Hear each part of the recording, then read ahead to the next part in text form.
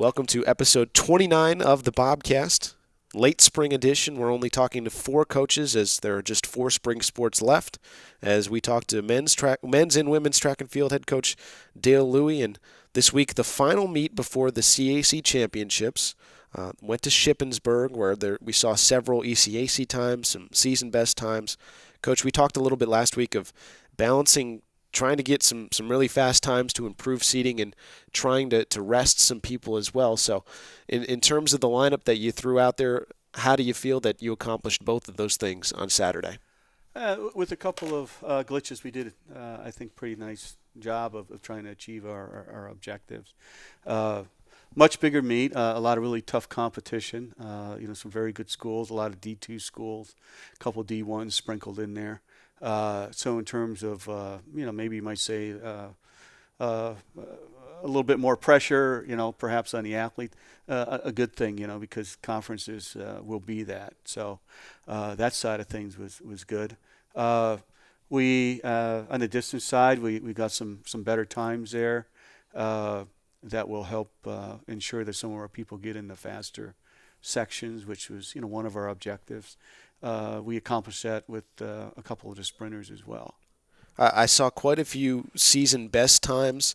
Can you speak to the level of competition and contrast, say, this past Saturday with what you'll see the coming Saturday at the CAC championships? The depth of the quality that we saw at Shippensburg is really what sets that meet apart. Sure. There were many events that had 70 to over 100 some athletes per event. Oh yeah. So there was depth and there was quality, and so that was good, because everybody, had some very distinct competition, and so it helps push you along. We had a couple of half milers, for example, running, and I think 2 of them were in one heat and 2 of them were in other heats, and that was a group that ran especially well this weekend, and I think the level of competition, was there.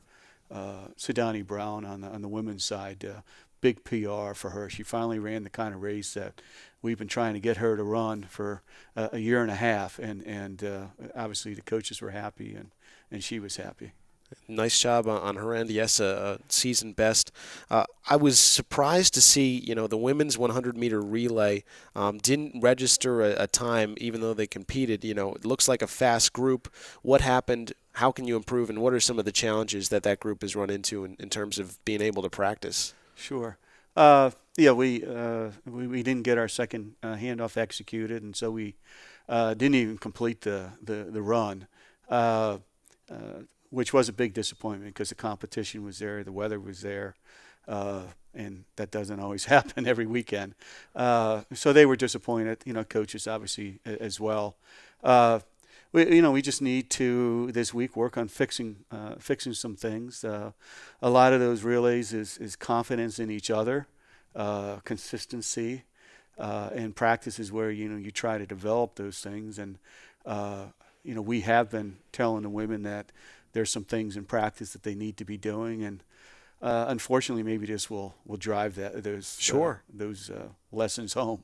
Especially happening the week before the conference championships. As far as this week, what does it look like for you in terms of getting the seedings, planning everything out, and the practice schedule for these athletes in particular? Well, we're still trying to. Basically, we're trying to tune up and rest, somewhat similar to the Shippensburg meet itself. And for different people, that's really going to mean some different things. We obviously have some individuals who have qualified for ECACs. I hate to say it, but in some ways, CAC is not the end all that some years. The indoor season's a good example of that. Right. This will be a week of very individualized workouts. As you walked into my office, I was doing that. Yeah. There were two distance runners who got 2 different workouts. So we'll really be focused on that. Focused on the fact that we have some people moving on, and so although we want to do well at CACs, with the weather we've had and missed meets and things, the recognition is that we're not where we should be at this stage of the game. And for those going to ECACs, that almost becomes, the bigger prize. Yeah, for example, the women's team, men and women finished 7th indoors at CACs, and then the women's team finishes 5th of 20-some teams at ECACs. Right, and a lot of it has to do with, how the scoring, goes in track and field. We did perform extremely well indoors at ECACs, Sure. and we would hope that we perform well at CACs and ECACs. And we have some individuals and some relay teams that are on the edge of NCAA qualifying, and so we really have to keep that in the back of our mind with our training, as well. So at the very least, the CACs is a chance to have, another nice weather day. You're going to be back in Eastern Maryland at Salisbury. What would you define as success at CACs? And then you've got Kayla Truesdell, who's top 50 in a couple individual events. Shamar Nelson, top 50 in the long jump. Can you pinpoint who you're looking for potentially that are trying to vie for, say, nationals at this point in the season or in the next coming weeks? Right. Well, those are definitely two individuals, and if the season we're in today, Kayla will be at nationals again. So we hope that she gets there again. Shamar has jumped extremely well the last 2 weeks. A clerical error, unfortunately, at the Gettysburg meet robbed him of a farther jump than what he jumped at Shippensburg, which would have very much put him into the national conversation. Sure. I'd be saying the same thing about him in the long jump as I just said about at Kayla. So we hope he keeps it going. We have 2 relay teams on the women's side that are definitely in the mix. One thing when you look at the national rankings, a little bit misleading is we may be ranked. I don't know where we are this morning, but let's say we're ranked 30th or something in one of the relays. In reality, we're not, because if you go and you look, you'll see that every time for every team, for every school is on that list. Yeah, so say example, Emory's number 1 in the 4x1 on the women's side every time that they've run a fast time. Right, sure. Right, and by rule, only one of those teams, and a school has to declare which of those teams is going to run. So you have probably, I think, 3 or 4 teams on that women's side right now that have some multiple entries, and so all of a sudden, although your women are showing up 30th on the list, they're bumping all the way up to top 18 or so, and now they're like really right on the edge of getting there. For example, indoors, our women's 4x4 I think missed going to nationals by 3 spots, and they know that, but and they know how close they came, and hopefully that will help motivate them here outdoors. This time of the season, we've been talking with sort of all the spring sports, and lacrosse is in it now. Softball just finished, with their conference tournament, and they've seen some extra juice out of their athletes. And track and field, cross country, we've talked about this before. Even though that this is really, gearing up for a lot of athletes for ECACs. Is there some extra juice in say your athletes in terms of getting ready this week and competing in their events, knowing what's on the line and who they're going against? Absolutely. We don't see a lot of the CAC schools in our competitions, but we do see some, and certainly we see them indoors. And you take a junior or senior, they've competed against some of these people for 4 years now. Sure. So they've identified their competition, which we want them to do. Especially on the running side, strategy comes in, and motivation certainly comes in, and so there's a lot of pride involved there. We've last year at the outdoor CAC, although team place wise we were down the list a little bit, we actually had. We were number 2 in the CAC in terms of CAC honorees, first team or second team. Sure. Only CNU beat us out. So we'd like to do well in the team scoring. Realistically, there's some schools that are very, very deep And so we've got to break that up to try to get some scores, and that does motivate our people. I heard Saturday. Yes, Sidani Brown's a good example of just what you're asking about. She found herself Saturday in a race with a lot of women that she was very familiar with. Now, not necessarily CAC, but she's run against people she's seen the last couple of years. So she verbalized that she knew what she was up against, and she knew that she had the ability, if she ran better than she had done earlier in the year, that she could put these people away. And she did. I mean, she had a 4-second PR, and she beat the field that she was in by a significant amount of distance and stuff. So, go back to your question, we kind of hope that same type of thing happens at CACs. Well, at the very least, hopefully a sunny day in what's been a pretty harsh spring climate. Best of luck to the men's and women's track teams. Dale Louie, thanks for joining me this week on the Bobcast. Thank you very much. Next on the Bobcast, we have men's lacrosse and head coach Tommy Pearce. Men's lacrosse a win over Southern Virginia in the first round of the CAC tournament, playing against York College Tuesday night at 7 p.m. in the semifinals.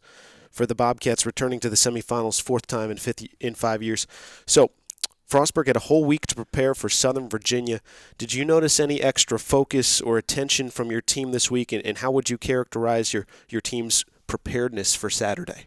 I think we actually took the first part of the week to kind of, coming off the heels of a pretty disappointing loss at Salisbury, we kind of told everybody to come to practice, and we were going to evaluate positions, and give everybody a shot to kind of play themselves back in. I think one of the things about Frostburg that's kind of tough is that when you start playing 2 games a week, and we have some guys missing practice here and there, they kind of don't get as much of an opportunity to kind of state their case in front of the assistant coaches. So sure. When we had a week off, we really didn't start talking about Southern Virginia until Thursday.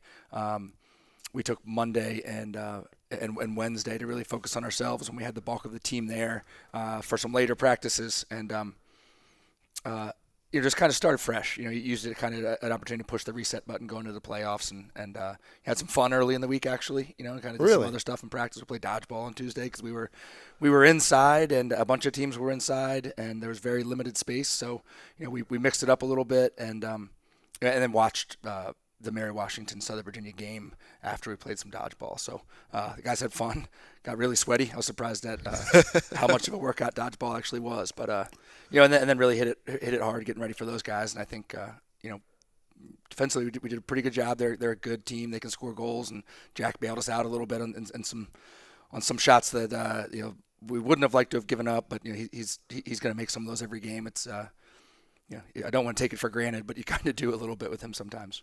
I think it was really interesting that you said evaluate positions going into the playoffs. On Saturday, Ryan Baucage just started for the first time all season. Nate Collins had 6 points, and for the first month of the year, he wasn't really even a major factor offensively. Can you speak to your willingness to use different guys depending on what you see in practice and how guys have answered the call for you this year? Sure. Ryan Baucage has had a concussion that was lingering, kept him out of practice for some time. And then as soon as he got cleared to participate from his concussion, he got the flu. We had a pretty tough flu run in the middle of the year that hit a lot of the guys in our team pretty hard. So, once he recovered from the concussion, he still didn't get into practice. So, Ryan kind of had to get back into it a little bit. Nate was always a guy that was playing some man up for us. We were really trying to get Keegan to understand kind of playing at and below goal line extended for us, and really playing off his defender a little bit better, and it just kind of wasn't coming naturally to him. So, if we were thinking of, we were giving Dylan Sheeler some minutes out back, and when Ryan got healthy, we gave him a shot there. And Mike Sipes is a guy that early in the year, Jason Clinton was really, really hot, and he's still scoring. The shots he takes, he scores at a high percentage. Sure. But if we're not creating shots for Jason, then we threw Mike in there in the second half, and I think Mike, did a good job. So, I think, again, one of the toughest parts for me is that, Ryan Baucage just misses practice on Mondays. Mike Sipes and Justin Carroll missed the first half of practice on Tuesdays and Thursdays. So, when we're playing games on Wednesdays and Saturdays, and, Mike is missing the first half of Tuesday and Thursday, then he's really not getting that much time in front of you in practice. You know what I mean? So you kind of have to project limited minutes into bigger minutes in your head. If Mike had been there for the whole 2 hours of practice, would he have been more impressive than he was in 1 hour? And, sure. Just trying to make sure we're playing the right guys and not just kind of getting locked into a starting lineup and staying with it, But it's tough. I think that's one of the toughest things and probably the thing that we might spend the most time on in my office with my assistant coaches, just kind of saying, where are our guys all the time and who should be playing, or should we be giving this guy less minutes or this guy more minutes? And it's tough, it's tough. But that's fascinating, and really it has paid off, the willingness to use different guys in different spots. I want to touch on Southern Virginia. SVU came into the game with 3 offensive players that are all top 10 in points, goals, assists, Lamb, Graf, Schmidt. They combined for a total of 3 goals on Saturday, 5 assists. How was your defensive group able to contain those 3 guys in particular? I think that we do a good job. We started with some matchups, but I think we like to make sure that we're not letting picks create offensive opportunities for other teams. So we're pretty quick to switch picks and make sure that we're not so concerned with keeping a matchup that we give them an opportunity. So we started Bradley Jones on number 32 for them, and but when they were playing some 2-man games out back, I think we had a lot of guys wind up covering him. He definitely hurt us in the first game, and we kind of just said that we'd rather maybe have him get a couple of assists than have 4, 5, 6 goals. Sure. Because we make sure that we're off ball, we're aware of him, and we make him get his head up and find some open guys. And I think that probably worked pretty well. I do think he had some pretty good shots that Jack made some spectacular saves on, which obviously helps with those statistics. But yeah, I mean, we kind of really did focus in on their attack, and then their top scoring midfielder, number 25, and we said that we wanted to try to make some other guys beat us because just by simply looking at the stats, it's not a big secret. Yeah, who they're relying on. Final question for Southern Virginia. The first thing that you brought up after the game was that second quarter. You guys lead 4-0 after the first. It's 4-3 late in the second quarter before you guys get a goal to go up 2. What happened there, and is there anything to that? The second quarter is the only quarter where Frostburg has been outscored by opponents over the course of the year. Is there a little bit of a letdown, or what was the case on Saturday? So I actually, when I looked at the stat sheet, I was expecting to see more than 3 turnovers in that corner because it certainly felt like it. Sure. But I think that the turnovers that we did have were kind of some trying to get the offense going, turning over an adjacent pass where maybe our spacing wasn't great. And then, when we turned those over, I think they had some long possessions. And I think when we did get a couple shots, we shot them early, so to me, I call those turnover shots sometimes, even though that's not a statistic, but when you take a mediocre shot early in a possession, their goalie makes an easy save and clears it. To me, that's kind of as good as a turnover. So I think that because we were up 4-0, heading into the second quarter, our guys kind of didn't stick to their guns. You know what I mean? Yeah. They didn't. My mentor always says you got to maintain the integrity of what you're doing all the time, and I think our offensive guys kind of thought it was going to be a little bit easier than it was going to be, and lost the integrity of the offense a little bit, and that maybe got our focus back. But obviously, I would have liked to have seen us take a couple more quality shots in that second quarter and get a couple more early and not have that lull. We did talk about it with the team, and hopefully situationally moving forward that we'll learn from it. Sure. Let's look ahead to York College. It's a quick turnaround on the Tuesday. Your teams played 2 Wednesdays ago, so with not too many games since that point, hopefully that helps in your preparation. Since the game finished on Saturday, what's your team's schedule and what's your approach as a coaching staff to getting ready for York? We got the guys out last night. I wanted to make them feel as though they had a weekend. So, we didn't go yesterday afternoon. We got out at about 6 p.m., and we were out there for about an hour and a half. Again, we have some guys that don't make practice on Mondays. So we wanted to make sure we had a good day to cover everything we needed to cover as an entire group. Okay. So, we made sure we addressed, how to ride their clear, how to clear against their ride, defending them 6-on-6, our man down unit up against their man up unit. And then today we lose on Monday evenings. We kind of miss a few more defensive guys than offensive guys. So we'll be able to focus on ourselves a little bit this afternoon. But, like you said, with a quick turnaround, I know our guys are in the weight room with Coach Linhart today doing some recovery lifts, just kind of a lot more kind of stretching and lightweight stuff to get that lactic acid moving and get their legs back. So we're using our strength coach to recover, and we had a good day yesterday. And like you said, we played them not too long ago, and they haven't changed a whole lot since then, at least not what they put on film. So we feel like we had a pretty good day of preparation yesterday. In my experience with some D3 sports across the spectrum, there are some teams that are intimidated to play some of these ranked teams, and your team has played a whole lot of them this season. What do you sense a confidence against a ranked team in York, an excitement to play that team, and what needs to happen mentally for your group to be able to pull this off? I do. I mean, I think early in the year when our non-conference schedule didn't go exceptionally well, we've been saying that, we have to make sure we're in the conference tournament. Here you are. And we're in the conference tournament, and then you got to win one game to get on to the next game, and you got to win one game at a time, and don't start thinking about exactly what's at the end of it all. Just focus on winning a game. So I think that's kind of our mindset right now. I think that we played York tough the last time, and we've learned a lot from watching. I think it's always a little bit easier to learn from film of yourself against other teams than York against another team, just because you don't have the personal connections. And that was actually me defending York when they got that goal, sure, instead of a defender from another school, and you're kind of trying to put yourself in his shoes watching the film. But I think we got a lot out of our film against York last time, and obviously looked at their offense against some other teams and all their man-up plays. So I think we're confident. I think we don't really have to talk about what's on the table a whole lot right now. The guys get it. So we're just focusing on being prepared and being ready. Being ready and excited for Tuesday. Two more questions for you. First, face-offs were key against York the first time around. They won every face-off in the first half. Southern Virginia won 15 of 25 face-offs in the first playoff game. Drew Mash did a nice job as your change of pace guy.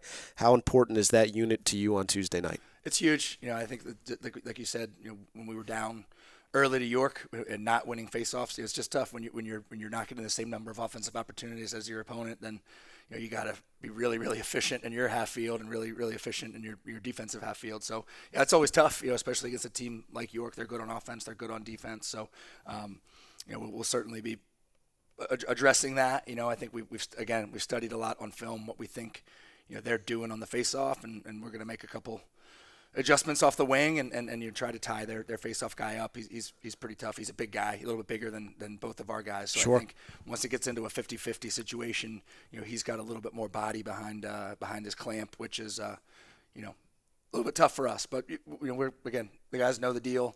We're going to talk about it with our face-off guys and do the best we can. I think they're excited to they responded at halftime against the York game last time. Hopefully we won't need to remind them at halftime in this game. They'll know the importance heading in. Finally, this week comes once a year, and I feel like we've been talking about the tournament all year. Is this the most fun that you have over the course of the year? Yeah, and especially this team this year, they're despite some early losses and a little bit of frustration, they're focused at practice, but they're having fun. A couple times at practice yesterday, I just kind of laughed out loud, and I don't typically go into practice thinking I want to laugh, but they're working hard, but they're having fun, and they're giving it to each other. They're playing 6-on-6, kind of chirping at each other a little bit on offense and defense, but having fun with it, and they're really competitive. So this group of guys, I'm really happy about. I think I said this last week. I'm really happy about where they are. I'm happy about when they come to practice. They're there to work hard, but they're enjoying themselves too, which is cool. I think sometimes when you start to get a little bit nervous about what going on into a playoff game means, you start to be a little bit maybe overly kind of tight and concerned about the outcome. But these guys are they're going into everything with the right attitude and excited about it. It's really fun to be a part of. We're excited about it too. Tuesday night, 7 p.m. in number 2 York. Coach Tommy Pearce, thanks for your time. Good luck on Tuesday. Thank you. Up next, we have baseball head coach Guy Robertson. Baseball came into the week needing at least 2 wins, 3 wins for sure, but 2 wins looks to be enough to get into the CAC tournament.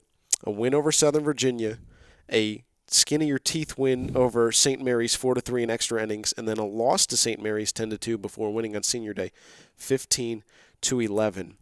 I want to talk about the different ways in which your team won this week to get into the tournament. It was a big 3-run home run by Nick Furman to help beat Southern Virginia, and then St. Mary's, your team, 3 of the 4 runs are scored on either sacrifice flies or a bunt in the 10th inning. Can you speak to just the fact that your team got it done? Now you're in, and now really the work begins. Well, so sometimes you got to, well, every game is one in its own all the time. You'd always love to go out there and score 8, 10 runs and bang the ball around and get 12 or 15 hits and, throw 4-hit, 2-run baseball to your opponents. But it just doesn't work out that way. I mean, you see it all the time in the big leagues and the minor leagues at the highest level of college baseball. You could go out and have a 12-1 blowout on a Friday and turn around and have a 2-1 game on a Saturday, and the other team may win 2-1 that got blown out. So it's just the way it goes. I mean, it's hard. Hitting is the hardest thing to do in sports, and to be consistently good at it is even harder to do. So, you're going to ebb and flow with the runs scored and how you go about it. It's just about your preparation and your ability to stay, try to stay positive while in the batter's box, no matter what the result of the last at-bat was or something that may have taken place in the field. And you got to be able to go up there with a refreshed focus each time you put your feet in the batter's box. And then the game's going to dictate a lot of times what you need to do within that time in the batter's box. Sure. And you have to be able to be clear-minded in order to figure that out. Also try to figure out how the pitcher is going to try to approach you and what he's using to try to get you out versus other people. And so there's a lot of things going on, and there's the game within the game, and those are just some little bits and pieces of it. But so, it's great to go out and bang the ball around like we did yesterday, but sometimes you got to win 4-3 in extra innings in order to get a much-needed win, and that's exactly what you're referring to. We get a couple sac flies, and we get a safety squeeze down in the 10th, and we did some other things. We had a fake bunt hit and run that worked perfectly. We executed some other stuff even earlier where we didn't execute a couple just straight steals where we got thrown out or whatever that took some opportunities away from us. So you got to win different. You got to be prepared to handle each situation, and you can't be so caught up in, well, hey, yesterday we banged the ball around. How come we're not banging the ball around today? Or, yesterday we did this, or my last at bat I did that, or that stuff just it comes and goes. It's all part of the resume. It's all part of that's why they have season statistics and things like that. But at the end of the day, there's a win column and there's a loss column. And your goal is to try to have more in the win column than the loss column, and that can come 100 different ways. So splitting against St. Mary's, the season doesn't end all warm and fuzzy on a big winning streak. The loss to St. Mary's in Game 2, a 10-2 loss, really, does that kind of serve as a wake-up call as well? Going into the day looking for a sweep, St. Mary's not a great team. What can your team take away from that Game 2? Well, I honestly think it's irrelevant probably at this point. Sure. Move on from it. Because it had no effect on anything now moving forward, our ability to accomplish our goal or not. The disappointing part of that game is going into the second game, in between games, we were trying to figure out what happened in the other games, because more for me was how we want to manage the pitching situation within the game, and not knowing what Monday today was going to bring, how important today versus York was going to be. Which is virtually irrelevant, it's just it is irrelevant wherever now. You go. Sure. So we didn't know at the time going into that second game, we thought we had to win in order to get to 9, and that was always the goal all along, was to get to 9 and to assure yourself a spot in. So the fact that we came out and we didn't really put up any sort of a fight to get to 9 wins, that's the disappointing factor. Sure. Okay. So that's where the problem comes. But once the game's over and you realize that, hey, this thing we're in, and it played no factor in, because from the 6th inning on, we just started running one guy out there because we were trying to stay fresh for Monday, because we thought, hey, Monday was going to be the game, winner take all kind of thing, and we're going to have to push all our chips to the middle of the table with everything we had left. Now it's not the case. But again, we didn't know that going in. So now that you look back on it and you say, hey, we got back on the bus, frustration set in, obviously, because you didn't get a win you thought you needed, and then you realize you kind of get a reprieve. So frustrating for sure, disappointing for sure, but it's irrelevant at this point. And I'll tell you really what we need to reflect on is, if you look back at the situation, you lose a game to St. Mary's in disappointing fashion. But the game that really was the most pivotal one, and I told you after we had it, was that game against Mary Washington, the second game of a doubleheader, that we come back and we win. And I told you it was the biggest win of the season at that point in time. And it turns out to be the most pivotal game of the season in the conference standings and gets us in the playoffs. So I knew at the time when we were going to that doubleheader in Mary Washington, we had to have one because of the way the tiebreakers were going to play out. So while the second game at St. Mary's is disappointing, we have a couple second games against CNU and Mary Washington that You're we right. can reflect back upon that were huge, that we did get it done, and that's got to be some of what we take from it, not to focus on St. Mary's the second game there. Sure, and in all 3 second games, you're trying your best to win that game, knowing how important it is, and it turns out you win 2 out of 3 of those second games, and you're in. I do want to touch a little bit on Senior Day, a 15-11 win on a really cold day against Hampton-Sydney. 3 of your seniors, Schneider, Richardson, and Cologne, are the final remnants of the 15 World Series team. How have they and the entire senior class sort of helped move on from that high point and kind of propel this winning culture and try to keep it going even after they're gone? Well, I'm not sure how. I think that when you look back to the successes in years past, even go further back to 2010 and 2011 when we won a regular season and won a tournament championship. Sure. And got to the regional for the first time in 2011 in my tenure. There was always a guy that seemed to take the torch from the guy before them from a pitching standpoint and then move it forward. And I think the question now becomes, who takes the torch from Schneider and Richardson and moves it forward into next year? One of the things that we did this year at the beginning of the season that we've never done before is that we did some things where we had some guys write some things, personal things down about them, and then I sent it out January 1st, and we started all the way till we started practice on January 29th. So we had 28 days of individual reflection type pieces that guys, as a way to get to know each other a little bit more in depth, differently, how guys tick, this, that, and another thing. Sure. And the thing that Dan Richardson put down on his note card was getting to the 2015 College World Series was the greatest accomplishment in his athletic career, and he would do anything in his power to get back there. And I think that you have seen that out of him. And, of course, Schneider was a huge part of that in 2015 where Sure. Dan pitched, a little bit as a freshman, did some really good things as a freshman, and had that experience, which I think has helped him now. And I think it's helped Manny, too, even though it was a little bit different for him. So each experience in 2015 for those 3 guys was definitely different as far as their role, their participation, and what have you. Yeah. But that is a huge piece. And then I think it carried into 2016 where we were able to win a regular season again and get back to the regionals back-to-back years. So now it becomes, to me, who takes the torch and moves it forward? And sometimes that guy's, not always in the program, but you can learn from the past. And I don't think in this generation of student athletes, there's a lot of reflection on the past as much as there should be, or appreciation and respect for the history of the program and where it's come from and what guys have done, in order to get the program to certain places or getting certain things. Or there's all kinds of things you can reflect back on. But if you don't look back, you can't move forward.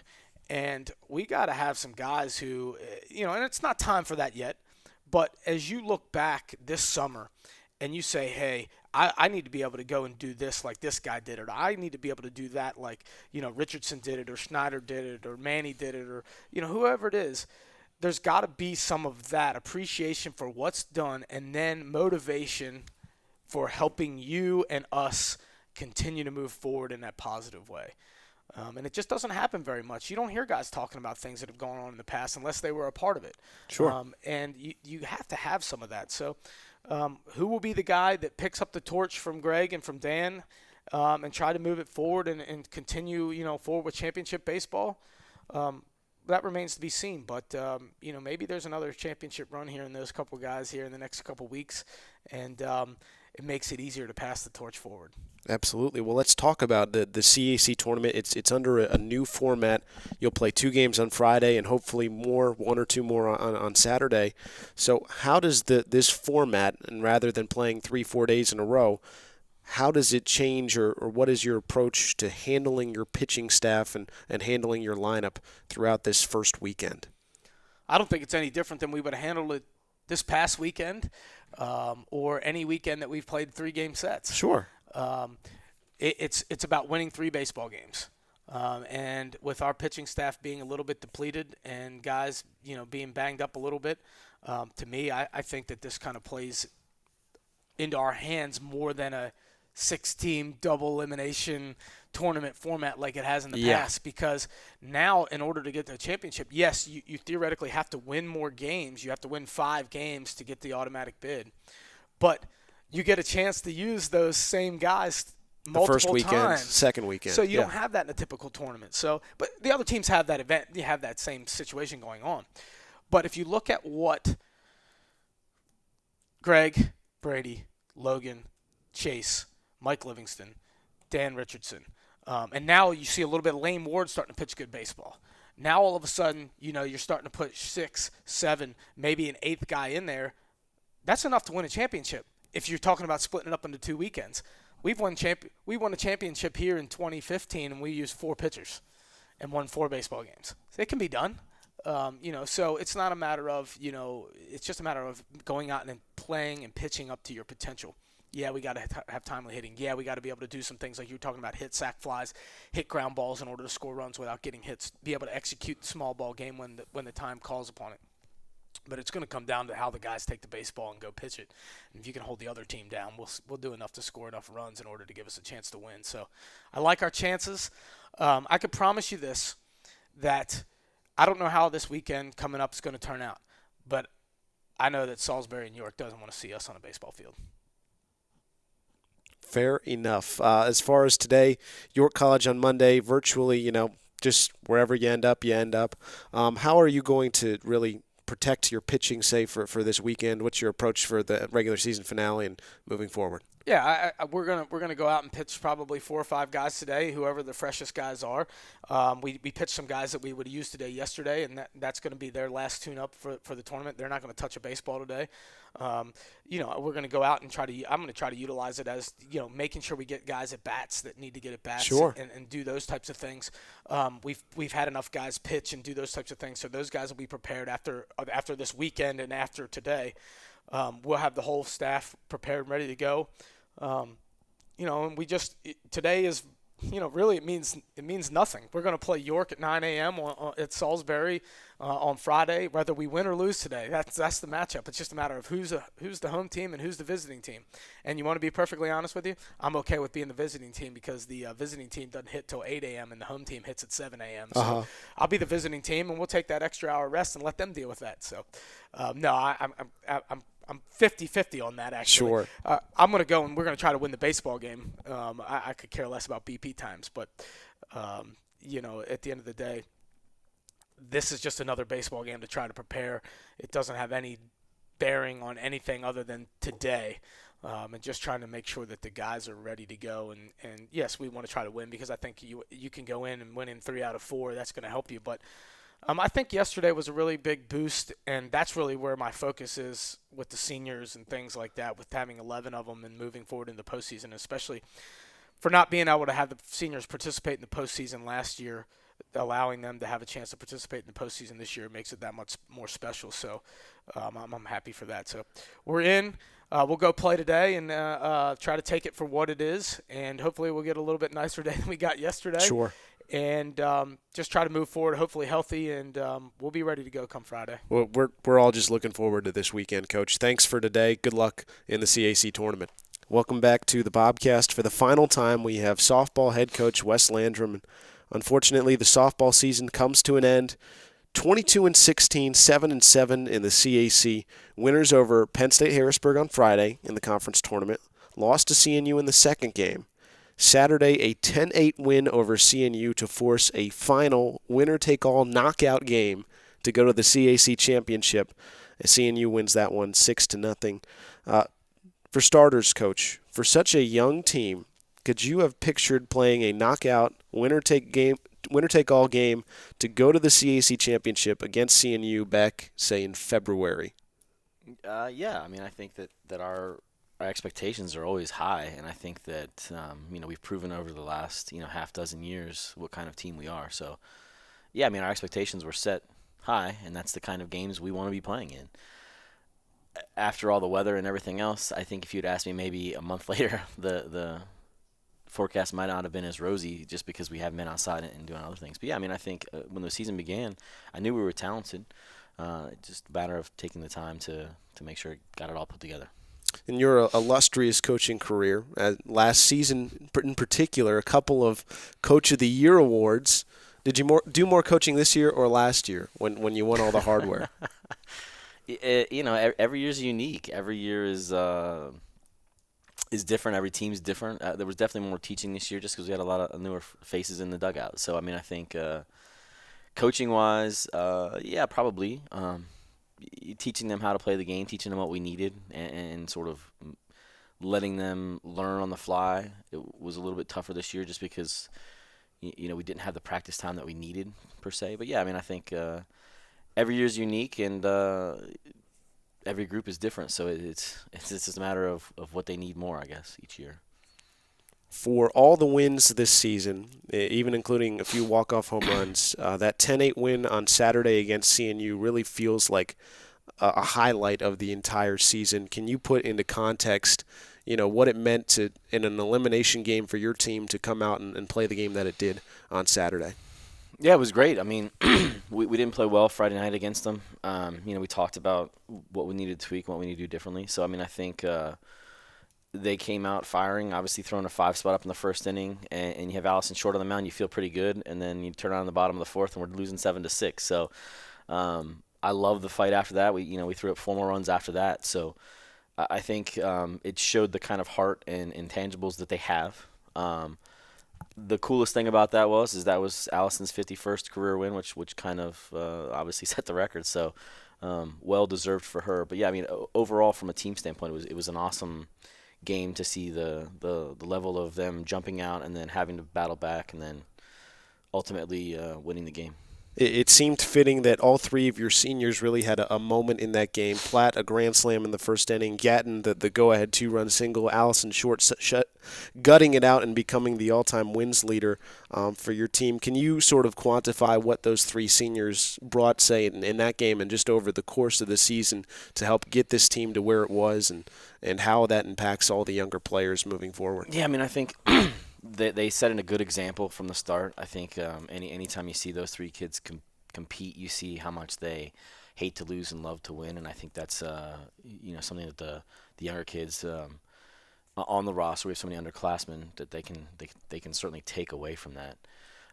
That game in particular, Sam was 4 for 4. Brittany hits the grand slam. I think she was 2 for 2. Had a huge sac fly, to get us up 2 runs in the 7th. Played phenomenal defense all year, and so I mean, and then Allison, every game she pitches, she keeps us in. So I think their talents were well, seen on Saturday for sure. This Frostburg team has won 98 games over the last 4 seasons. Allison Short has 51 of those wins. How much has she impacted the success of this team over the duration of her time here at Frostburg? Oh, huge. I mean, she's going to walk away with a bunch of records, but outside of those records, just she's an awesome student, awesome kid, competitive as all get out. So I think that those types of things are going to be sorely missed by me. Obviously, you talk about winning over half of our games the last 4 years, and she's been fantastic and competitive and keeping us in every game, and those things are tough to replace. How will you remember this season? It's funny. I got asked that question on Sunday morning. Not a whole lot of time to reflect. I think it went well. It was frustrating at times because the things we needed to work on we weren't able to fix. But I think our young players on this roster got a lot of good time, a lot of good learning experiences, and I tell them all the time that adversity is the best thing to sort of breed success, because now you know what you have to do to be better. And when it comes easy, it makes the journey less fun, and when it's hard, it makes the journey a lot more fun. And so, it didn't go according to plan for some of these kids as a team overall, but I think it's a wonderful way to sort of lead into next year and go, hey, we've got to be a little bit better in these areas to be successful. Can you pick out a favorite moment or couple of moments from this year? Yeah, I mean, Saturday's win was huge. Like I said, not just for Allison, but for us. Getting that, Christopher Newport's a fantastic team, and that, you know, we've had so many extra inning games with them over the last Sure. 3 or 4 years, and only won one of them. So to kind of come out and win that game, I think, you know, 2 walk-off home runs is insane to me. We haven't had any in a long time, and you know, here we are having 2 of those in special moments, conference games even. So I think there's lots of them. You know, I think those long trips sometimes become, you know, fun in and of itself, and getting to know all these new kids on our roster, you know, with 10 new kids this year was really joyous, you know, to kind of be around them and see them grow, and get to know them and their personalities. You talked a little bit about the new players learning on the fly, having adversity. How much progress can a young player make through the course of a season, and how much progress did you see specifically with the young players on your roster? Well, I think the biggest thing they deal with is doubleheaders and road travel, and the ability to sort of handle adversity is huge. We play a sport where success is chasing perfection every day, and knowing we're never going to be perfect, and that's a hard thing. And I think that's why we see so much growth from the start of their freshman season to the end, and then from that first year to the second year. You'll see these kids grow leaps and bounds by next fall, just from the standpoint of understanding time commitments, understanding you know, practice commitments, those types of things, and you'll see these kids just grow, you know, exponentially, I believe. How excited are you for next spring with this group, considering how atypical this season was with the weather, the amount of youth, and you're still there with a 20-win season. You're in the knockout game and to go to the CAC championship. How excited are you ready to get going again for the 2019 campaign? Andy, I'd like a little bit of time off if I could. Oh, really? Yeah, I'd like a little bit of vacation if I can. Fair enough. Yeah, I mean, I think that we all should be excited about it. I mean, we're losing 3 wonderful players, 3 kids who were all conference last year, who deserve everything they get this year, and they'll be sorely missed, and kids will have to step up and do that.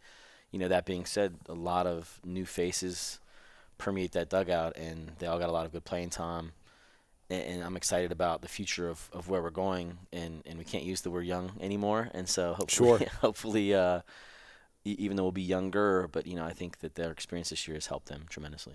Well, there's been a lot of adversity, but at the end of the day, a heck of a year for the squad that you had. 22-16, reaching the CAC final game of the first weekend of the tournament. Wes Landrum, thank you so much for joining me all year long. Thank you, Andy. Appreciate it, brother. Yes, sir.